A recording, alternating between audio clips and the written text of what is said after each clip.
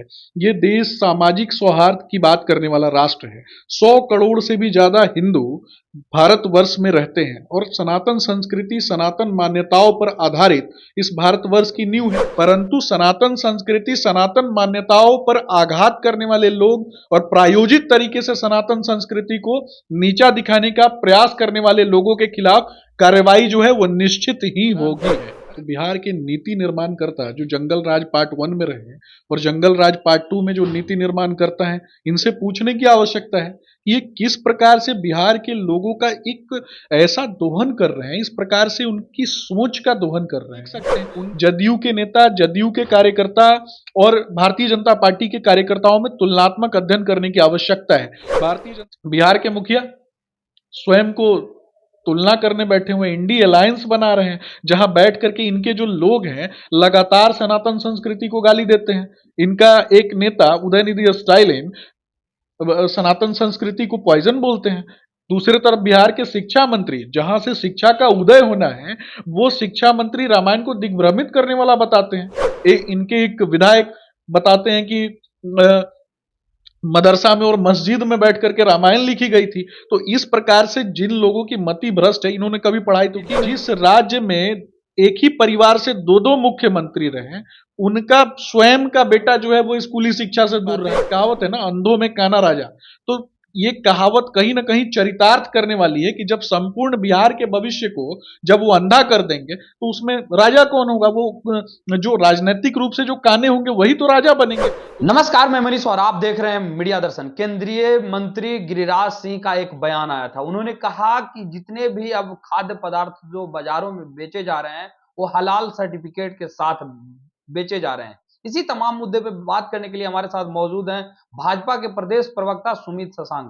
सुमित जी, गिरिराज सिंह ने इस तरीके का बयान दिया है, क्या कहेंगे आप? देखिए, निश्चय ही अगर इस प्रकार की चीजें भारतीय समाज में हो रही हैं तो इस पर रोक लगाने की आवश्यकता है। उत्तर प्रदेश के मुख्यमंत्री आदरणीय योगी आदित्यनाथ जी के द्वारा जिस प्रकार से कड़ा फैसला लिया गया और इस प्रकार की चीजों को बैन किया गया, ये निश्चय ही सराहनीय है। और बिहार में अथवा पूरे देश में इस प्रकार की चीजों को बैन करने की आवश्यकता है, क्योंकि ये समझने की आवश्यकता है। ये देश सामाजिक सौहार्द की बात करने वाला राष्ट्र है। 100 करोड़ से भी ज्यादा हिंदू भारतवर्ष में रहते हैं और सनातन संस्कृति, सनातन मान्यताओं पर आधारित इस भारतवर्ष की नींव है। ऋग्वेद, यजुर्वेद, सामवेद, अथर्ववेद में हम विश्वास रखते हैं। वेद, पुराण, अरण्यक, इन चीजों में विश्वास रखने वाले हम लोग हैं। तो कहीं ना कहीं सनातन मान्यताओं को खंडित करने के लिए इस प्रकार की चीजें जो हैं वो प्रायोजित तरीके से की जा रही हैं। सबसे पहले सऊदी अरब अथवा मिडिल ईस्ट के देशों में इस प्रकार का हलाल सर्टिफिकेट जो है वो केवल मीट प्रोडक्ट्स के लिए हुआ करता था, परंतु आगे चल के अन्य खाद्य पदार्थों के लिए, टूथब्रश के लिए, चाहे दैनिक दिनचर्या में जो चीजें हम प्रयोग करते हैं, उनके ऊपर हलाल सर्टिफिकेट का होना कहीं ना कहीं सांकेतिक रूप से सनातन मान्यताओं को खंडित करने वाला है। और मैं सिर्फ इतना पूछना चाहूंगा आपके चैनल के माध्यम से कि क्या किसी मंत्र को पढ़ के, क्या मतलब कलमा अथवा किसी अन्य चीजों को पढ़ के और उन चीजों को पढ़ने के पश्चात जिस दूध की पैकिंग हुई हो, तो क्या हम उसी दूध को ले जाकर के शिवालय में चढ़ा सकते हैं क्या? क्या उस दूध के माध्यम से क्या उस प्रकार के अक्षत से हम अपने मंदिरों में पूजा कर सकते हैं क्या? हमारी धार्मिक आस्थाएं, हिंदू सनातन संस्कृति, मैं भी हिंदू धर्म को मानने वाला हूँ, सनातन संस्कृति को मानने वाला हूँ। हम दूसरों में और विविध संस्कृतियों में बसे हुए भारतवर्ष से आने वाले प्रत्येक व्यक्ति का सम्मान करते हैं, उसकी धार्मिक आस्था का सम्मान करते हैं।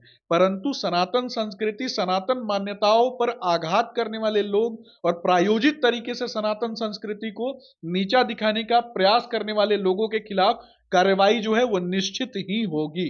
अगर बात की जाए तो 3 महीने पहले ही आईजीआईएमएस को सरकारी दर्जा प्राप्त होना था, जिसमें मुफ्त इलाज वहां होने को था। लेकिन अभी तक बिहार सरकार ने ऐसा कुछ किया नहीं है। संतोष सुमन ने भी सवाल किया है कि आखिर क्या हो रहा है। 3 महीने पहले उसको कहा गया था कि फ्री इलाज होंगे, लेकिन अभी तक नहीं हो रहा है। क्या कहेंगे आप? देखिए, बिहार कहीं ना कहीं अगर अंतिम पायदान पर है, तो बिहार के नीति निर्माणकर्ता जो जंगल राज पार्ट 1 में रहे हैं और जंगल राज पार्ट 2 में जो नीति निर्माणकर्ता हैं, इनसे पूछने की आवश्यकता है कि ये किस प्रकार से बिहार के लोगों का एक ऐसा दोहन कर रहे हैं, इस प्रकार से उनकी सोच का दोहन कर रहे हैं, उनके वस्तुओं का और संसाधनों का जिस प्रकार से दोहन हो रहा है, ये कहीं न कहीं पूरे बिहार के लिए शर्मिंदगी का विषय है। आज प्राथमिक, द्वितीयक, तृतीयक तीनों सेक्टर्स की अगर आप बात करते हैं, तो प्राथमिक सेक्टर के तहत आने वाले कृषि क्षेत्र की अगर हम बात करेंगे, तो पूरा उत्तर बिहार जो है, कहीं न कहीं बाढ़-ग्रसित क्षेत्र है और दक्षिण बिहार की क्या स्थिति है, ये संपूर्ण बिहार देख रहा है। और इंडस्ट्रीज की अगर बात होती है, तो जब भारतीय जनता